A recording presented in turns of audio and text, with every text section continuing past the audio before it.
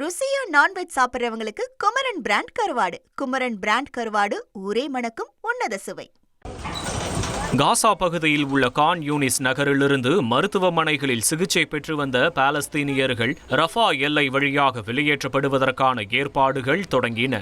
Red crescent மருத்துவமனையிலிருந்து உலக சுகாதார அமைப்பின் வாகனங்கள், ஆம்புலன்ஸுகள் மற்றும் பேருந்துகள் மூலம் போரில் காயமடைந்த நோயாளிகள் பாதுகாப்பாக கொண்டு செல்லப்பட்டனர். பல மாதங்களுக்கு பிறகு இஸ்ரேல் ரஃபா எல்லை சாவடியை பகுதியளவில் திறந்துள்ளது. 2 கோடிக்கும் மேற்பட்ட மக்கள் வசிக்கும் காசா பகுதியிலிருந்து மக்கள் வெளியேறவும் உள்ளே நுழையவும் ஒரே வழியாக ரஃபா எல்லை உள்ளது.